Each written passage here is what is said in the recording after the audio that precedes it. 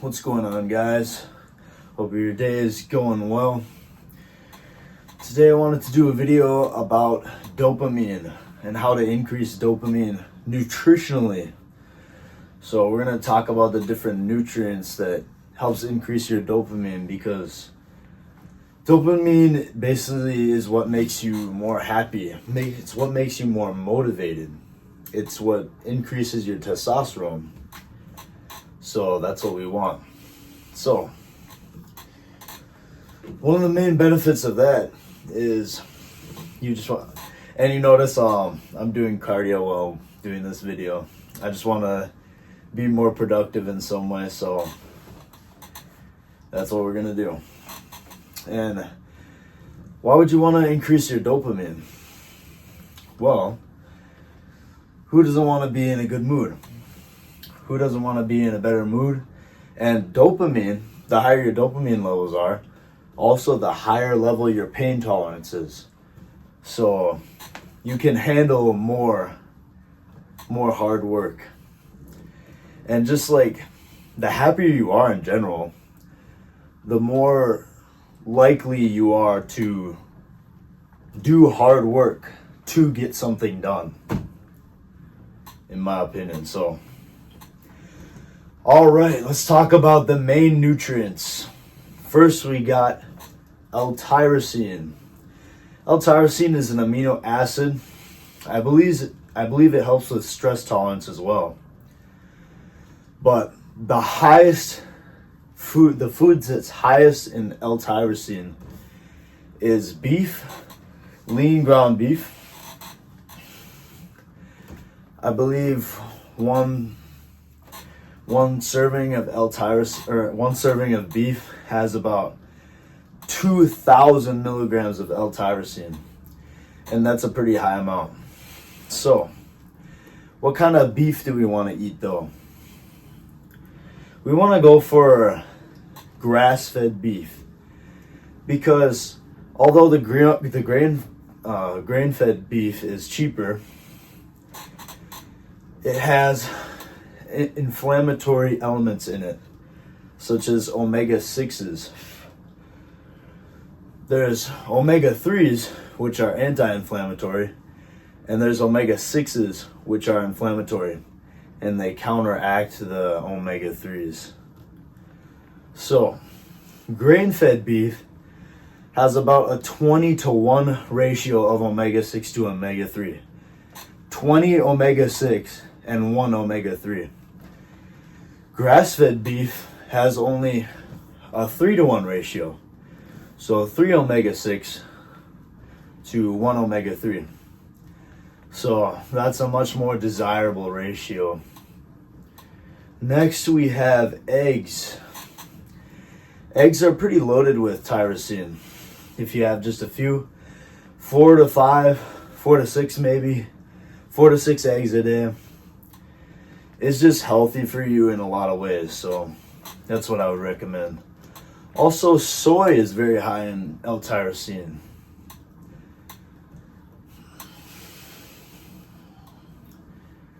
Next up, we got vitamin D.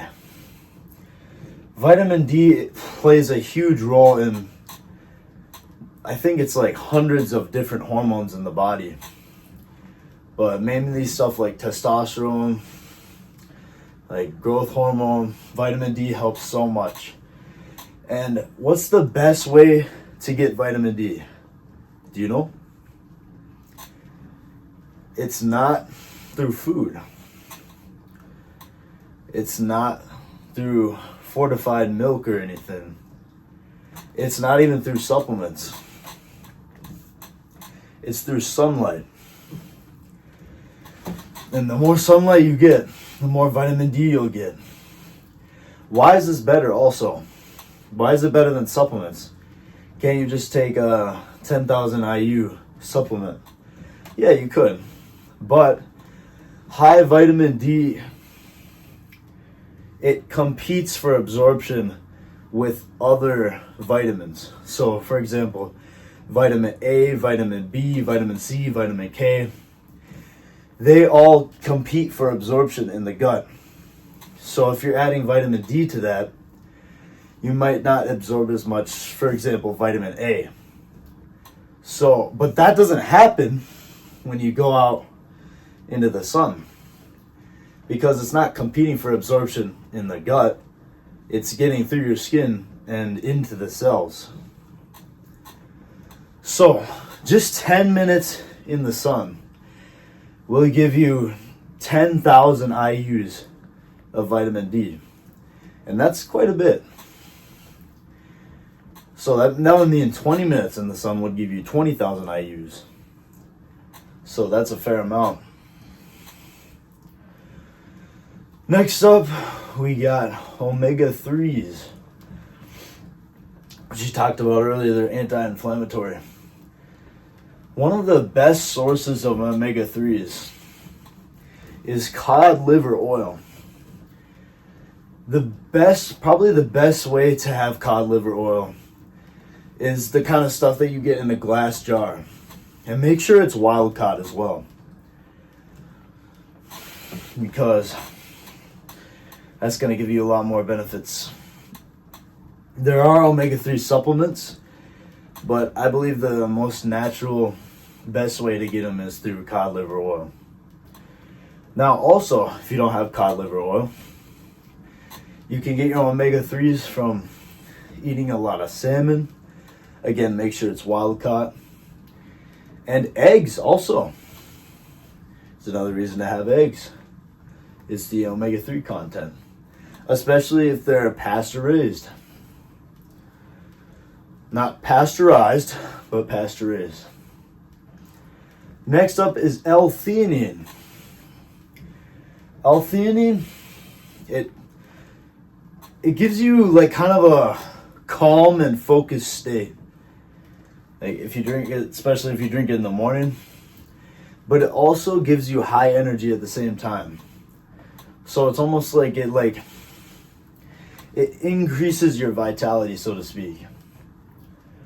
So the best way to get L-theanine is naturally from green tea. Now you can do regular green tea, but I would recommend matcha or catechin enriched green tea, because those give you polyphenols as well, which have a ton of metabolic benefits. Helps you burn fat. Next up, we got probiotics.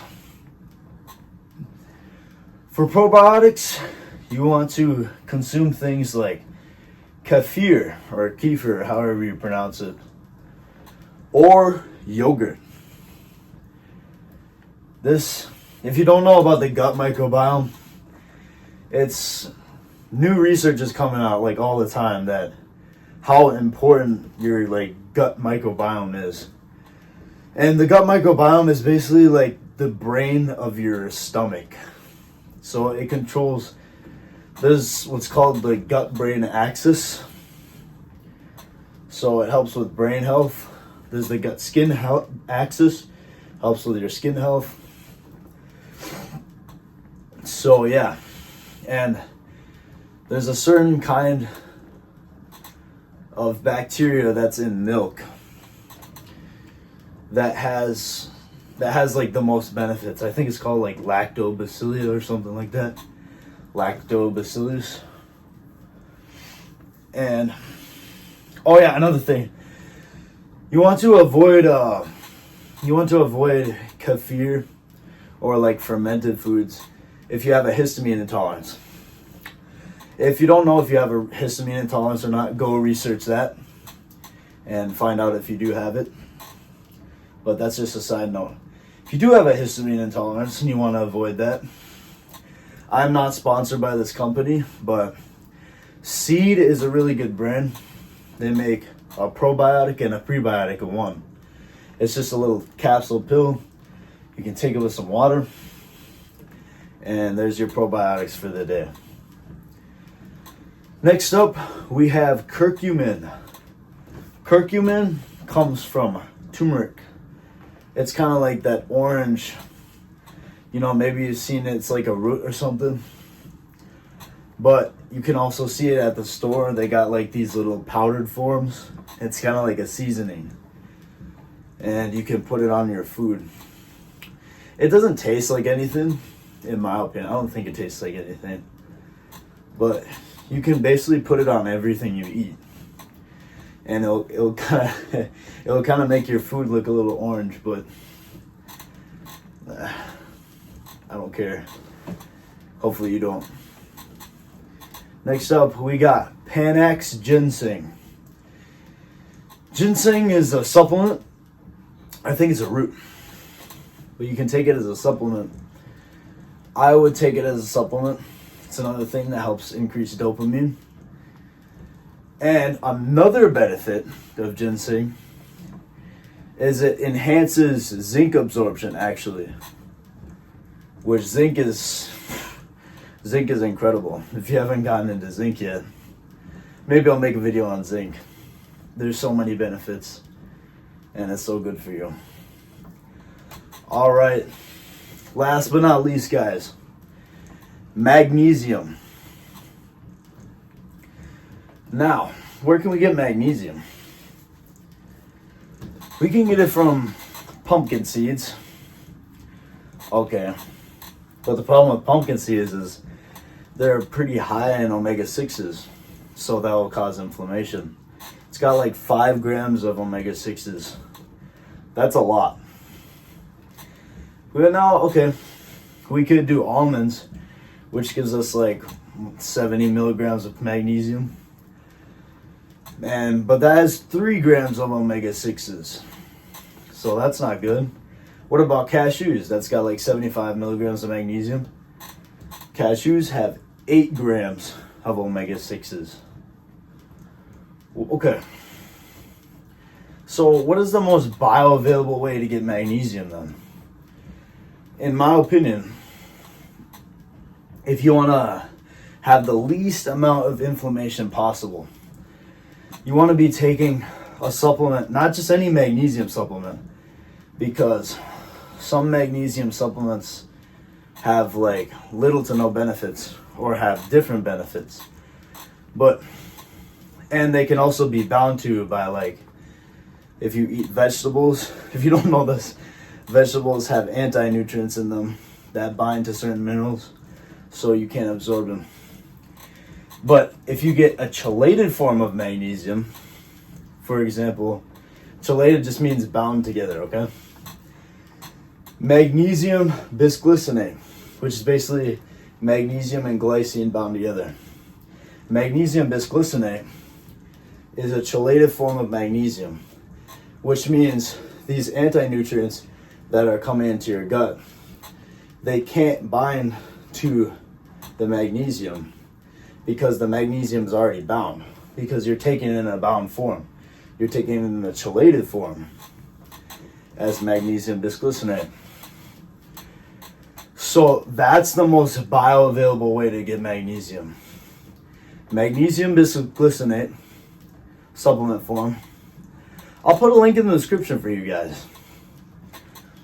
Now, what you don't want to do, even if your magnesium is chelated, is you don't want to consume high amounts of calcium or food containing calcium